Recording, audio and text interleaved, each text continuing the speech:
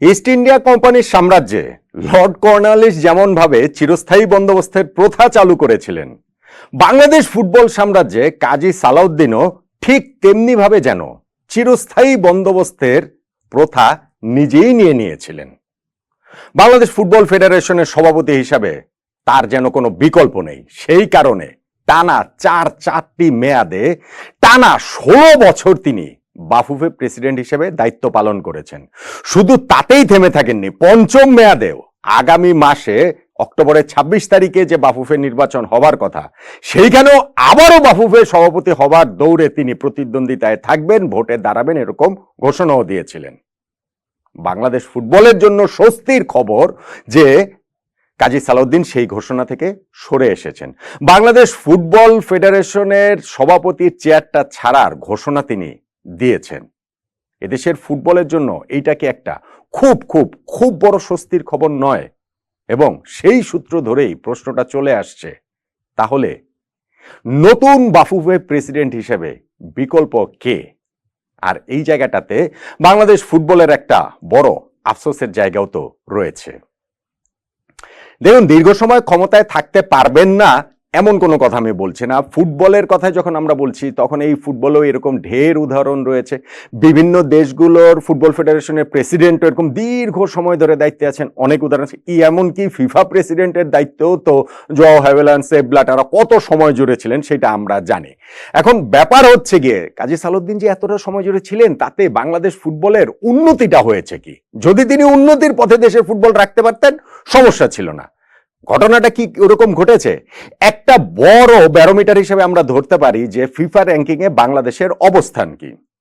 এই যেই আজকে তিনি বাফুফে প্রেসিডেন্টের পদে আর নির্বাচন করবেন এরকম ঘোষণাটা যে দিলেন, সেই দিন বাংলাদেশের ফিফা র্যাঙ্কিং এ অবস্থান হচ্ছে 184। 208-9টা দেশ হচ্ছে গিয়ে এই সদস্য সংখ্যা ফিফার, তার মধ্যে হচ্ছে গিয়ে 184 নম্বরে আমরা রয়েছি। এবং এই 184 নম্বরে থাকাটাও তো এক অর্থে ভালো। ভালো বলতে এরকম যে কাজী সালাউদ্দিনের সময় আমরা 197 পর্যন্ত গিয়েছিলাম। তিনি 2008 সালে প্রথমবারের মতো যে দায়িত্বটা নিয়েছেন, তারপরে আমাদের যদি ফিফা র্যাঙ্কিংটা পর্যালোচনা করি, সেক্ষেত্রে সর্বোচ্চ আমরা 138 পর্যন্ত উঠেছিলাম 2011 সালে। সো 138 পর্যন্ত যেই দেশটা উঠেছিল, সেই দেশটা 197 পর্যন্ত যায় কিভাবে, বা 184 নম্বরে সেখানে রেখে যান কিভাবে তিনি? আর এইখানটা তো যে 138-এর গল্পটা তো এমনিতেই অনেক আগে, 2011 সালের। আপনি যদি 2016 সাল থেকে ধরেন, গত 8 বছরে কাজী সালাউদ্দিনের 2 মেয়াদে, এই 2016-র পর থেকে বাংলাদেশ ফিফা র্যাঙ্কিং এ সর্বশেষ 8 বছরে কখনোই 180-র ভেতরেই ঢুকতে পারেনি। মানে 180-র বাইরেই আমরা দেখেছি। 184, 187, 191, 193, 197 পর্যন্ত নেমেছি। কাজী সালাউদ্দিন একটা আফসোস নিয়ে যেতে পারেন যে ডাবল সেঞ্চুরিটা র্যাঙ্কিং এর তিনি আসলে বাংলাদেশকে করিয়ে যেতে পারলেন না। এখন শুধুমাত্র ন্যাশনাল টিম দিয়ে আমাদের হচ্ছে কি ওইভাবে যদি বিবেচনা করি, সেটা হবে না, সেটা আমি জানি, সেটা আমি বুঝি। কিন্তু আপনি যখন আবার আরেকটা হিসাব করবেন যে ন্যাশনাল টিম মানে র্যাঙ্কিং দিয়ে, ন্যাশনাল টিমে আমরা যে এসএ গেমস খেলি, সেইখানে আমাদের বিদায় বেশিরভাগ টুর্নামেন্টে আমরা গ্রুপ পর্বে বিদায় নিয়ে নেই। আমরা আগে যেখানে স্বর্ণপদকের লড়াই করতাম, যেখানে দক্ষিণ এশিয়া ফুটবলের বাংলাদেশ একটা পরাশক্তি ছিল, ভারতের সঙ্গেই শুধুমাত্র আমাদের সেই প্রবল প্রতিদ্বন্দ্বিতা জায়গা ছিল, সেইখানে যখন এই কাজী সালাউদ্দিনের সময়ে বেশ সিংহভাগ সময়ে আমরা শুধু গ্রুপ পর্বেই বিদায় নিয়েছি, তাতেই তো বোঝা যায় যে বাংলাদেশের ফুটবলটা কোথায় গেছে। হ্যাঁ, 2010 সালে এসে গেছে দেশের মাটিতে, যেখানে সেখানে আমরা স্বর্ণপদক জিতেছিলাম, কিন্তু তারপর থেকে ক্রমশ এই দেশের ফুটবলের পতন থেকে আরো বেশি পতনের ধারায় আমরা আসলে গিয়েছি। দেশের ফুটবলকে তিনি ক্লাব ফুটবলকে মাঠে রেখেছেন, এরকম একটা কথা তিনি প্রায়ই বলেন, সবসময় বলেন যে না, ক্লাব ফুটবলকে তো আমরা মাঠে রেখেছি, আগে তো ফুটবলের নিয়মিত হতো না। হ্যাঁ, ঠিক আছে, সেই কাজটা তিনি করেছেন। সেই কাজটা করাটা খুব কৃতিত্বপূর্ণ, এটা তো একটা রেগুলার ওয়ার্ক। এখন আগে সেই রেগুলার ওয়ার্কটা হয়নি, সেটা কাজী সালাউদ্দিন করেছেন। এইটার জন্য যদি ঢাকঢোল পিটিয়ে ক্রেডিট নিতে হয়, তাহলেই বোঝা যায় যে ক্রেডিট নেওয়ার মতো খুব একটা জায়গা তার নেই।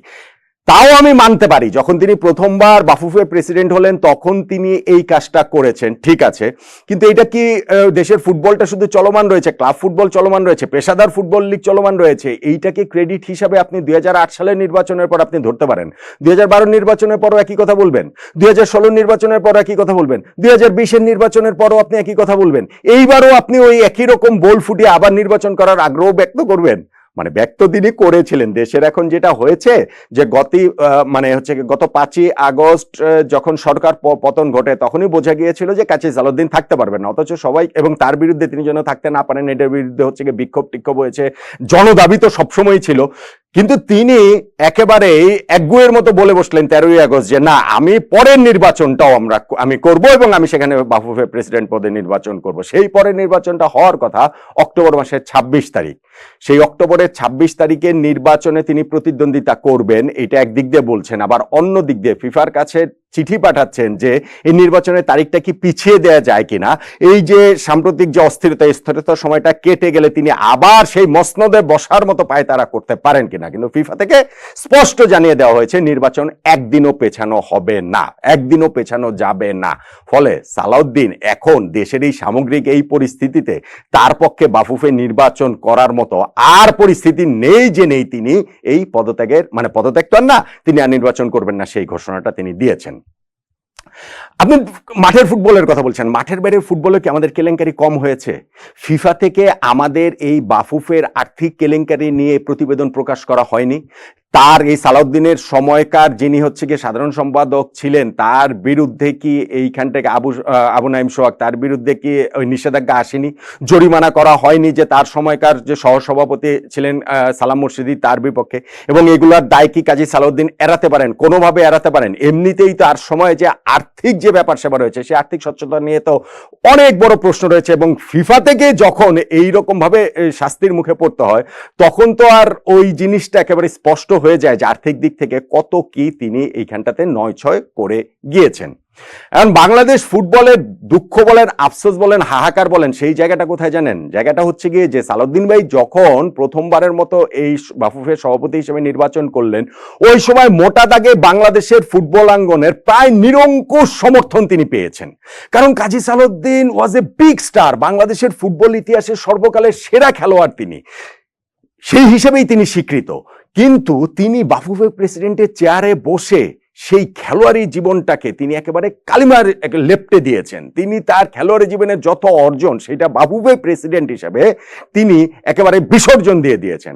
আর তিনি যে মানুষ হিসেবেও যে কি রকম সেটারও একটা প্রমাণ মিলেছে যে আপনাদের নিশ্চয়ই মনে আছে যে বছর কয়েক আগে একটা অ্যাওয়ার্ড অনুষ্ঠানে বাংলাদেশ স্পোর্টস প্রেস অ্যাসোসিয়েশন, আমাদের যে ক্রীড়া সাংবাদিকদের সংগঠন, তারা আমরা একটা প্রোগ্রাম করেছিলাম বাংলাদেশের ইতিহাসের সেরা ক্রীড়াবিদের, এবং সেইখানটাতে সাকিব আল হাসান 1 নম্বর হয়েছিলেন, কাজী সালাউদ্দিন 2 নম্বর হয়েছিলেন। তিনি মঞ্চে ওইখানটাতে যখন কথাবার্তা বলছিলেন পুরস্কারের আগে সাকিবকে নিয়ে ভালো ভালো কথা বলেছেন, সুন্দর সুন্দর কথা বলেছেন, স্পোর্টিং মনোভাব থেকে তিনি যেই রেজাল্টই হয় সেটা মেনে নেওয়ার কথা বলেছেন। অথচ পরের দিন আমরা দেখেছি বাফুফে থেকে প্রতিবাদ পাঠানো হয়েছে যে কি কারণে সালাউদ্দিন 1 নম্বর হতে পারেন দেশের সর্বকালের সেরা ক্রীড়াবিদের তালিকায়।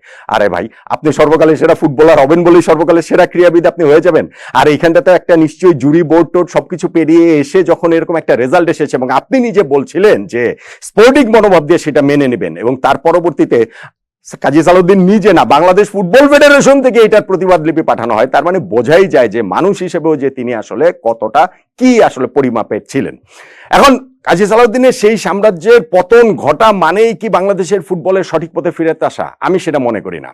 আমার কাছে এইখানে মনে হয় যে প্রথম গুরুত্বপূর্ণ একটা বিষয় সেটা হচ্ছে গিয়ে গত 16 বছর তিনি ফুটবল ফেডারেশন যেভাবে চালিয়েছেন, নতুন ফুটবল ফেডারেশনের সভাপতি যিনি হবেন বা এই জায়গাটাতে বাফুফের দায়িত্বে যারা আসবেন তাদের অবশ্যই এটা খতিয়ে দেখা দরকার যে এই 16 বছরে স্পেশালি বাংলাদেশ ফুটবলে কি কি হয়েছে এবং সেইখানটাতে কোথায় কোথায় দুর্নীতি হয়েছে, কোথায় কোথায় অনিয়ম হচ্ছে, স্পেশালি আর্থিক দুর্নীতির বিষয়গুলোতে আসলে ফোকাস করা দরকার। এবং সেইটা যদি করা যেতে পারে তাহলে বাংলাদেশের ফুটবল সামনে এগিয়ে যাওয়ার একটা পথ পাবে।